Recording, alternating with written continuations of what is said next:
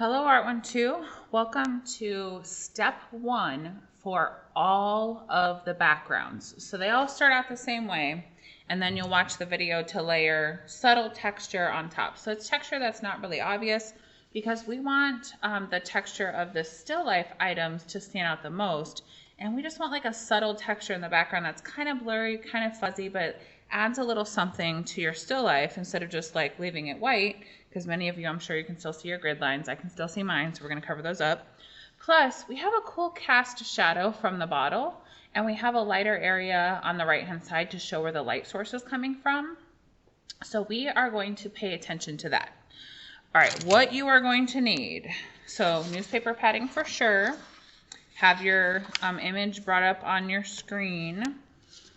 I have just a piece of paper to go under my hand. You can use that yellow paper. Old school wooden pencil, mechanical pencil, the 6B and 2B, and bigger blender and medium blender. So on the right hand side, it's a little bit lighter. So therefore, I'm going to use old school wooden pencil. And actually before we even start, I kind of look at how, in general, the background's not super dark. Like, you still have some really dark areas of the apple, really dark areas of the glass. So if you compare how dark is the background to that, it's like medium, light medium, and then obviously over here we have a really light value. But when I look closely at the value behind the cloth, it's darker and then kind of fades up. And if I compare it to the piece of wood here, it's lighter. If I compare it to the bottle here, it's lighter. And then it starts kind of getting a little bit darker as we fade over. So turn your paper so your arm is comfortable. And actually, we're going to start this off padding. I apologize. Off padding, because we want a clean edge. So the background's a little bit darker on this side of the wood too, when I look really closely. So I'm going to gently kind of create a clean edge that will fade out. So I am outlining with my pencil. Okay, that's it for that part. Okay, back on padding. Sorry, I just didn't want a fuzzy edge. Okay, so then circular motion right up to that edge.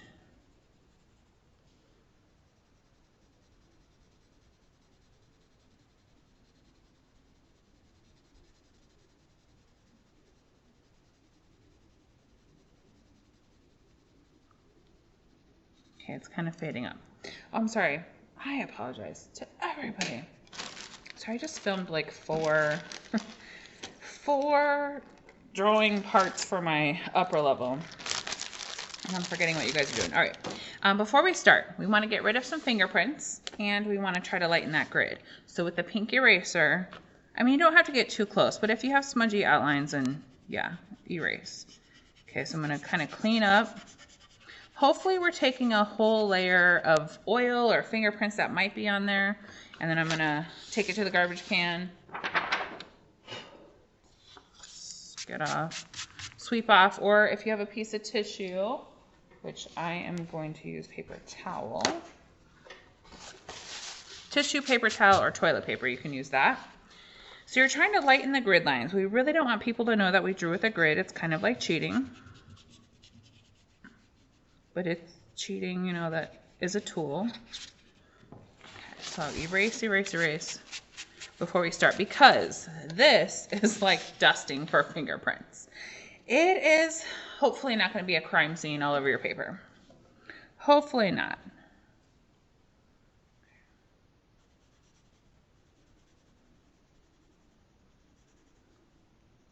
So I'm really trying to match that outline and fade it out. Okay, then, still trying to fade out, and I'm starting to lighten up my pressure because it's definitely getting lighter.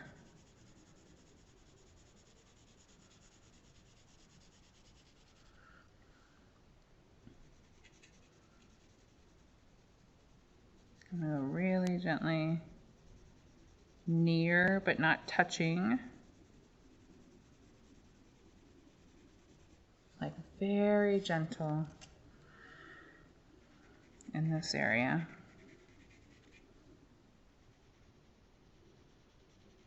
Next to the bottle. Okay, then I feel like it's starting to get, by the time I get up here, so I'm kind of leaving this edge, but we're gonna blend it in with the blender.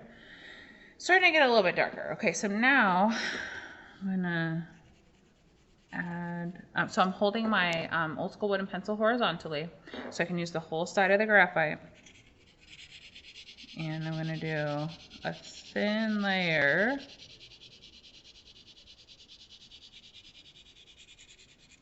And if it looks liney, go back and do a thin layer the opposite direction, or here I need to fade out a little bit more. But I'm trying not to build up really dark because now we're gonna fade into 2B. Okay, so fading out. All right, then 2B. And if you need to sharpen, feel free to sharpen. But I wouldn't sharpen super sharp because it leaves lines. Okay, so near the top it's a little bit darker. And if you go into the border, it's okay, unless you really want a clean border. If you wanted to frame this, it is 8 by 10. So it is a standard size picture frame. The same is going to be true for your self-portraits, so that you would just cut off the border and you can pop it into a frame if you wanted to.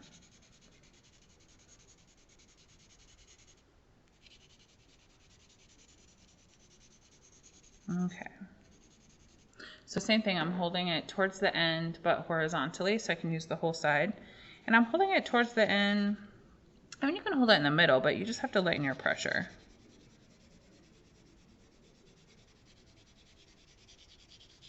So now we want to mesh these two pencil layers together so they seamlessly fade into each other.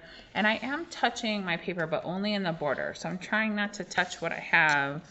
And if you need to put a piece of paper underneath your hand because you're holding it down, then put something underneath your hand.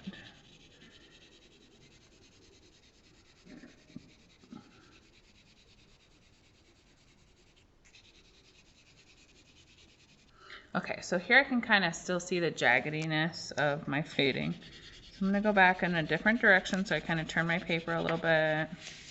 Maybe I'm going to go in this direction.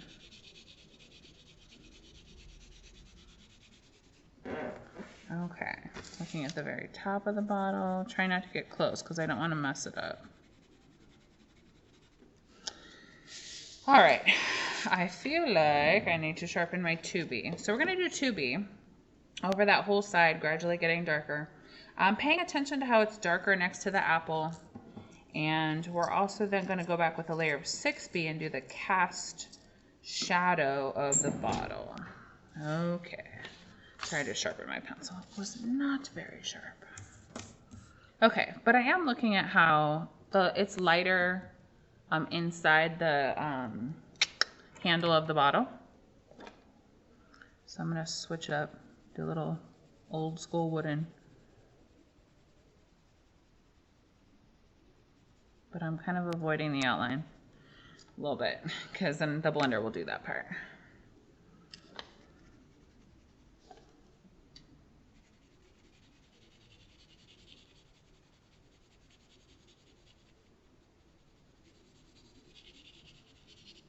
So I'm still kind of stay a little bit light. Actually, I feel like I got a little bit too dark. Let me add a little darker value on this side to fade it out.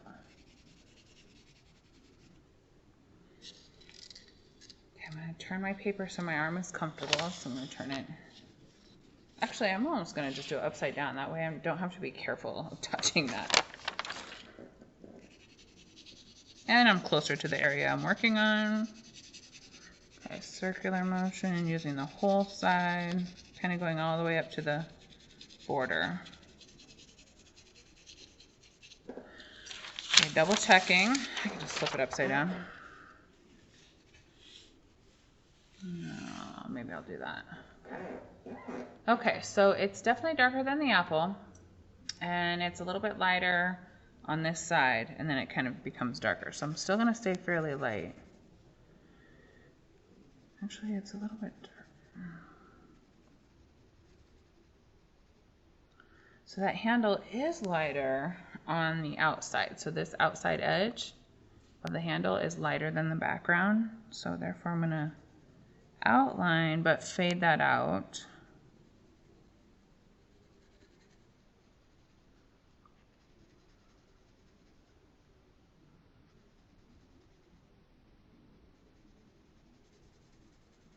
And then it gets a little bit lighter.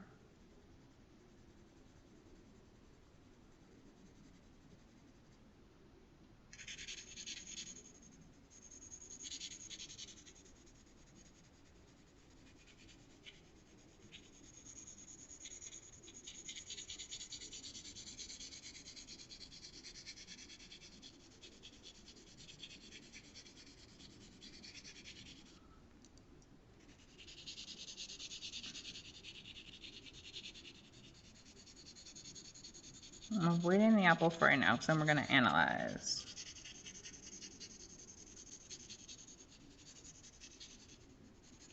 Okay. So looking closely, let's turn it right side up so we can kind of see a little bit better. Okay, so now I'm looking like in between the bottle and the apple. Okay, so it looks like the edge of the bottle is lighter and the edge of the apple is lighter. So down in there, it is going to be darker. So I'm going to take it off padding so I can get a super clean edge.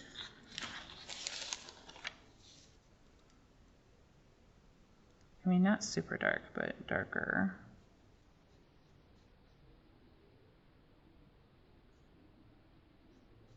Right up to the edge. And it kind of fades out.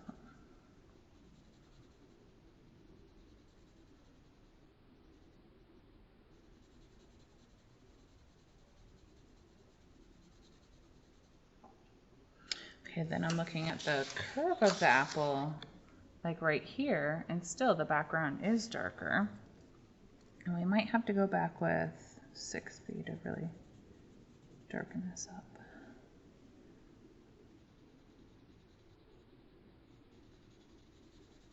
Let's fade out into what we have.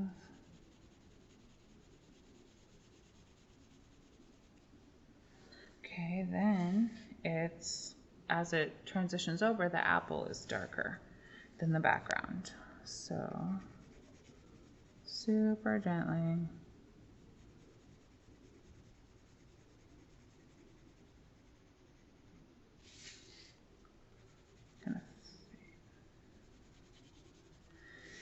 Okay, so, ooh, that got really dark up in there. All right, well, we're gonna go over it with 6B anyway. All right. So I am looking at, I wonder if you can see side by side, yeah. So I'm just looking at the general kind of shape of that cast shadow. So I kind of look at how it doesn't come as tall as the bottle, but it comes right up to the edge of the bottle. And then not in that part.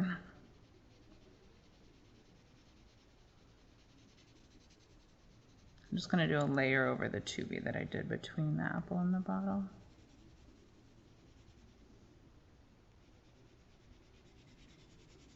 Okay, then I'm looking at like how it kind of curved. This is the handle right here, the shadow of the handle.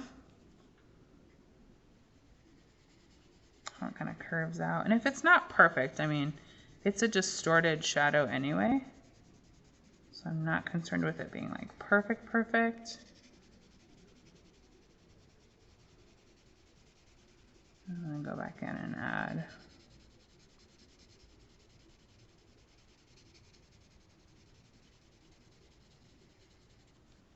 There's kind of like the shadow there. Okay. Something under your hand? Most definitely. We're going to use the medium blender. I kind of blend along the edge and then hold it horizontally so you can use the whole side.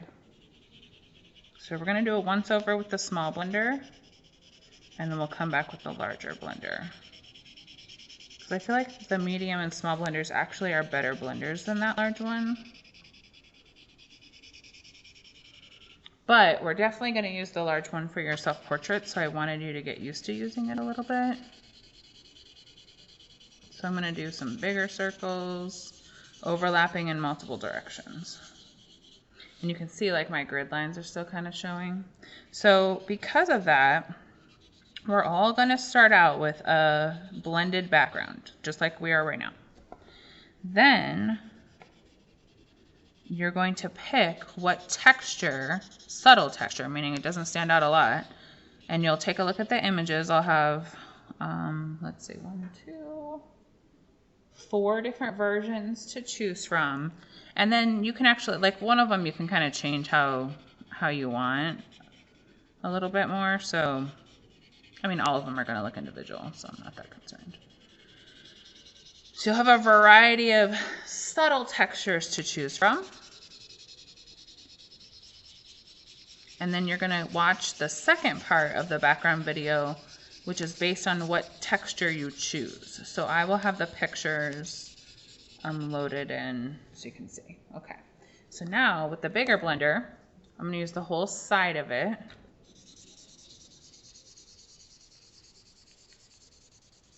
And I'm going to do not a lot of pressure, but just maybe a little bit more. And I'm really trying to like avoid the edges.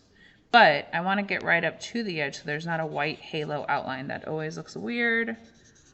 It's like suddenly your still life is divine.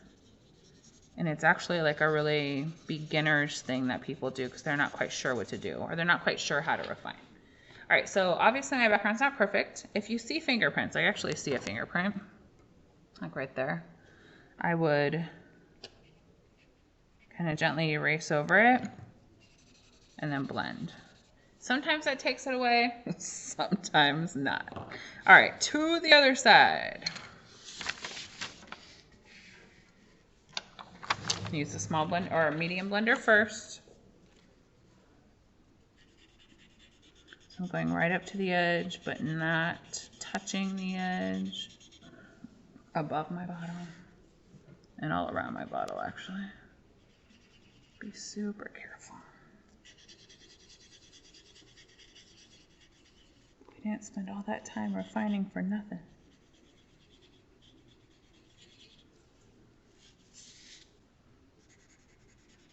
So of course, turn your paper so your arm is comfortable. When your arm is comfortable, they'll get a better clean edge.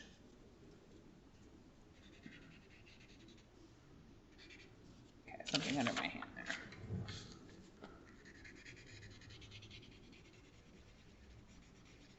And where it's lighter, I am like using a little bit less pressure.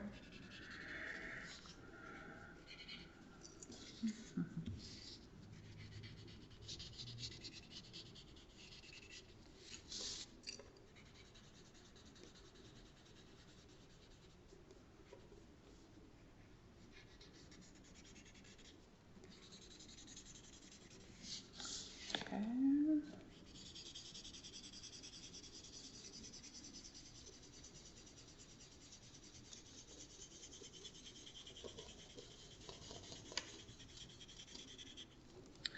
And then we're also learning this background because for your self-portraits, these would also be options. Some students like to put patterns in the background of their self-portrait. That's fine.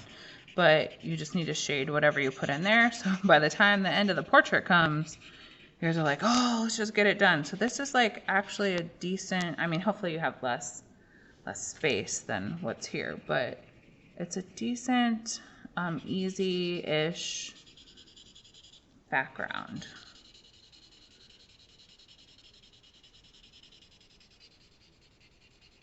And then for your test or your PBA, if you run out of time, this is a quick way to, add in a background. Or if you don't have a lot of negative space, then, and you just want a little something value, then you just create contrasting value. Okay, I'm gonna do, oh, my grid lines are really showing on that one, like up in there. Once over with larger blender.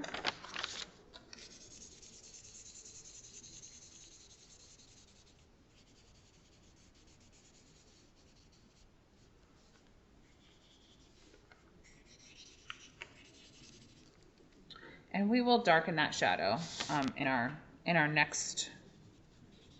Actually, let's darken it now. That way it's already there. Okay, let's do once over with 6B. Okay,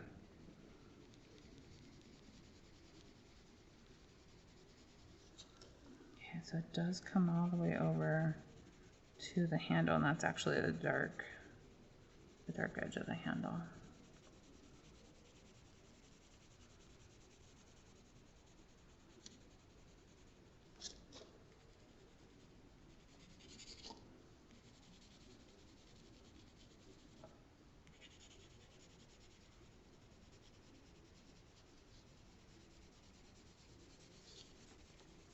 And obviously it should be kind of fuzzy, like it shouldn't be a total outline.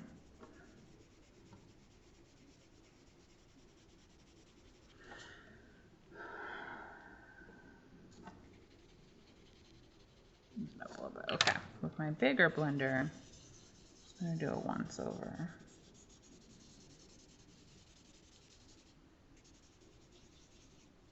Okay, small blender where I get close, or medium size. Okay, so this is what it needs to look at.